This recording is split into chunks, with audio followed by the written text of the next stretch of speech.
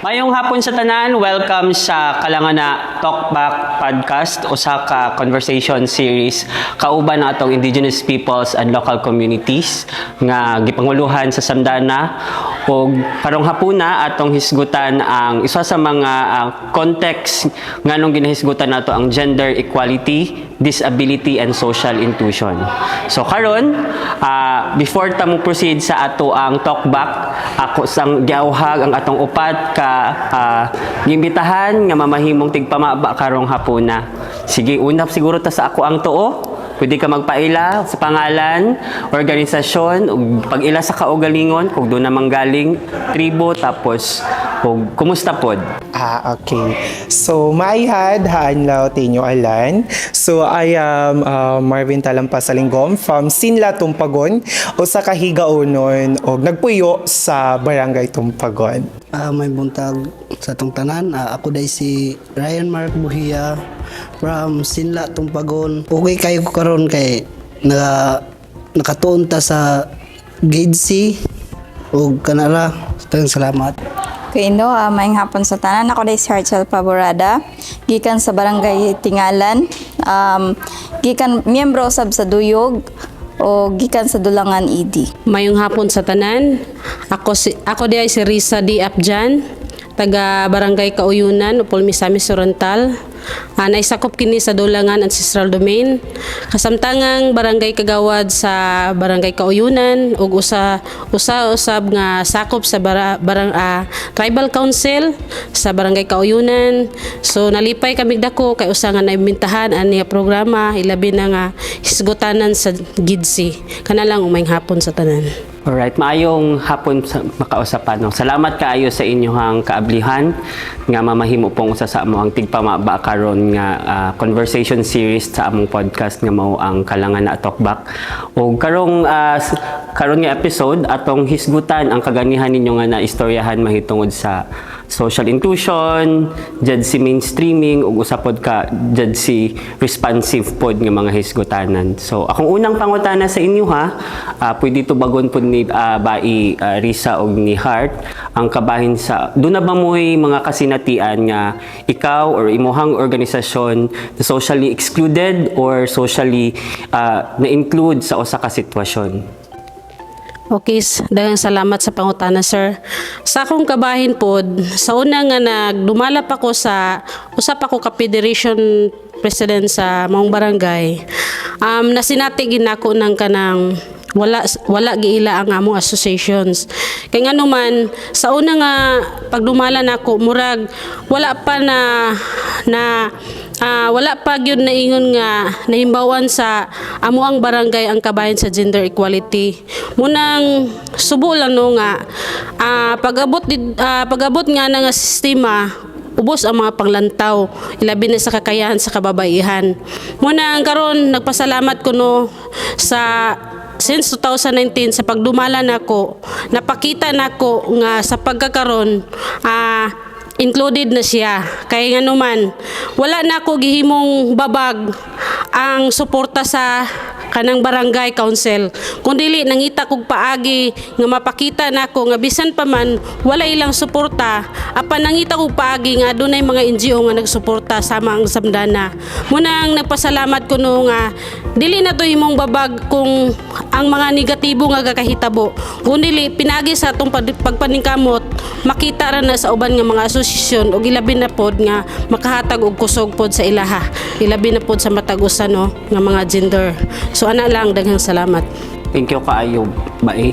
Si Heart basig na ay gusto pod idungan kabahin sa ihap mong kasinatian. Okay, no, maayong hapon sa tanan usab no. Sa ako ang kasinatian is included. So far included ang persons with disabilities, solo parent, and then mga IP. Kaya ako as solo parent, PWD, at the same time IP women and also IP youth is feel nako nga included ko sulod sa community. Kuan lang, subo lang palandungon nga napag-iuban mga kaigsuuna nato nga kanang feel nila nga kanang excluded sila pero kung kita mismo sa atong kaugalingon atong i-apply nga kaya nato musulod sa usa ka komunidad or sa usa ka organization without discrimination, wala man siguro ka ng rason nga mahimot ang excluded. Kaya kita raman gihapon ang gahimo sa maong experience nga mahimot ang excluded kung dili ta kig apil-apil, dili ta kig himamat sa mga tao sulod sa komunidad o gawa sa komunidad. So para sa ako dapat gid iuban gid nato ang tulo ka kay. Kumbaga, kung si Bonifacio na siya KKK, kay tapod nga mga IPs or mga gender sensitives nga mga kuan is nasa tulo ka K. So dapat ato i-apply ang atong kinaiya kung diin na ang pagnirespeto ay pagsinabtanay o ang atong kahibalo dapat atong i-share dito sa atong komunidad kung unsa ang atong mga kahibalo para ma-include sila sa mga kalihukan o mga organisasyon. So dapat ang atong kahanas ato usad nga kana nga i-apply kay mag-unsa man tuod og naatay kinaiya natay kahibalo kung dili nato i-apply ang atong kahanas sulod sa atong komunidad. So kana lang siya walay tao o walay individual nga excluded kung ikaw mismo nakabalo ka nga kanang kaya nimo na buhaton ang usa ka butang, kaya nimo mo appeal sa mga unsang mga kalihukan ngalan lang nga wala kay giyatakan nga katungod og isig ka tao. Og kana lang og daghang salamat. Thank you kaayo Heart no sa pag-share atong tulo ka kay kabahin sa kinaiya, kahibalo og sa pag-isa kahanas. Sige, salamat kaayo. Si Marvin basin na gusto idugang sa unang pangutana. Okay, so para sa mga organisasyon nga bago pa man mina-establish and na-organize ng mga IPUs sa among community sa Barangay Tumpagon.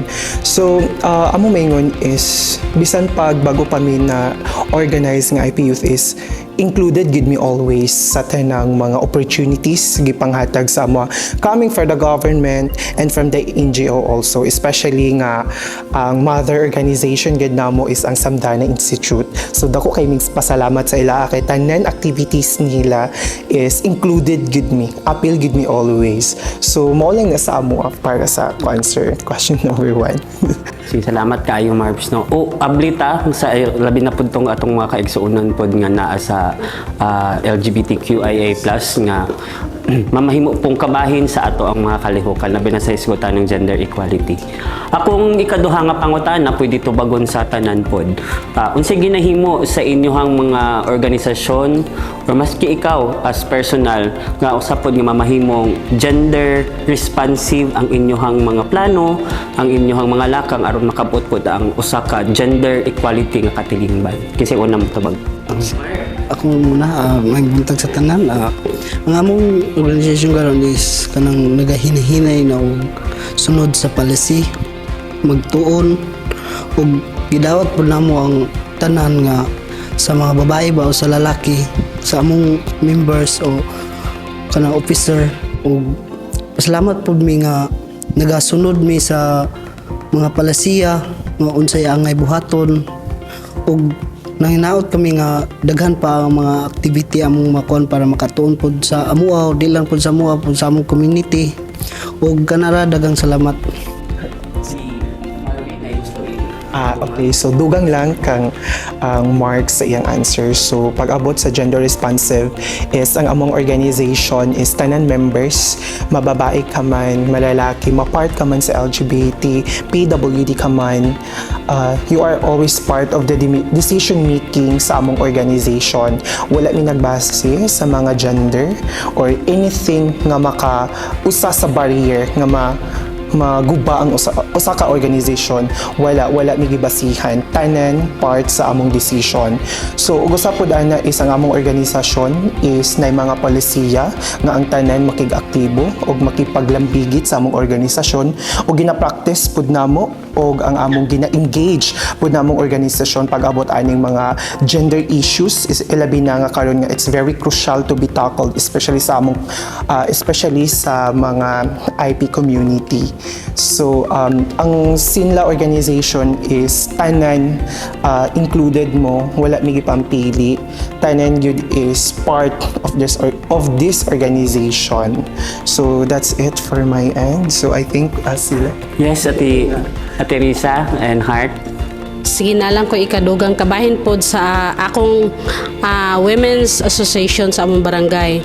So sa pagkakaroon, ang gihimo namo para mahimong responsive ang among associations, una gid nga among ipahingusgan is kabahin sa mga trainings, skills trainings kay nganuman nasayod kita nga ang mga kababaihan kanang ang ilang focus nara sa pamilya, sa mga anak, wala na sila'y kanang part sa awa na sila'y kanang time para sa ilang kaugalingon. So munang usa karon nga usa ko ug uban ng mga barangay council panghimusgan gyud ang mga trainings, mga livelihoods nga mahatag nila para nga makahatag pud sa ila og kuan ba dako nga hagit para nga mahatagan pud nila ilang kaugalingon nga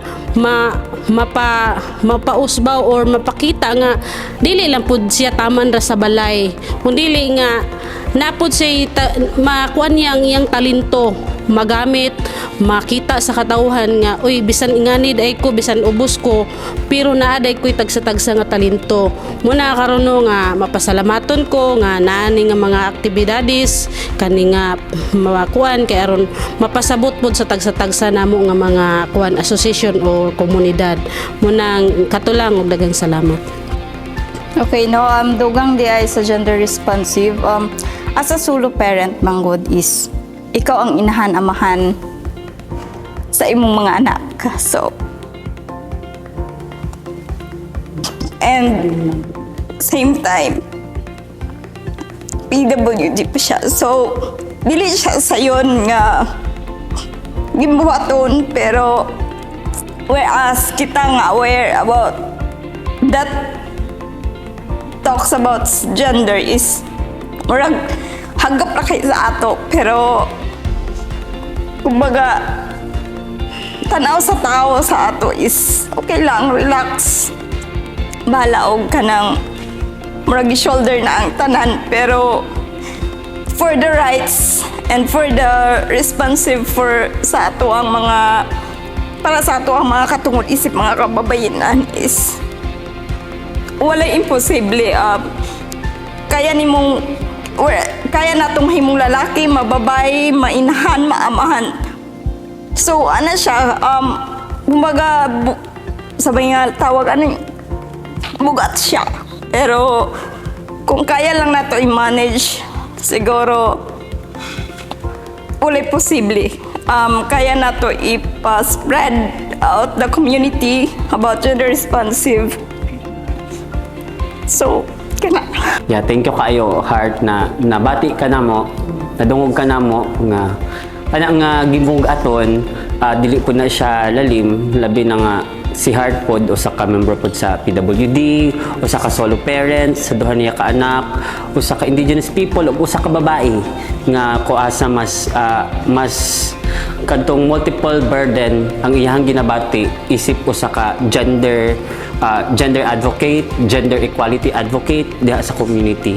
Tapos kamo tagsatagsa na amoy mga baon nga mga kasinatian og hinaot mapadangat pod nato ni nga makita pod namo sa inyo ha kung unsa mo ka gender responsive isip nga indigenous peoples ug mga organization pod at the same time das mga community ug nakita namo pod kung unsa mo ka progresibo ug gani abante nga ipadayag sa inyong mga kauban sa community o sa tibuok ninyo nga mga locality ang kung unsa ang inyong gina-represent nga mga organization. Na-feel na mo og hinaot nga kaning ato ang kalangana, kaning talkback nga atong ginahimo, maabrehan pod ang opportunities pod sa inyo og ang mga discussions, ang mga conversations mahitangod nga aning Gen Z or gender equality, disability and social inclusion sa tanan.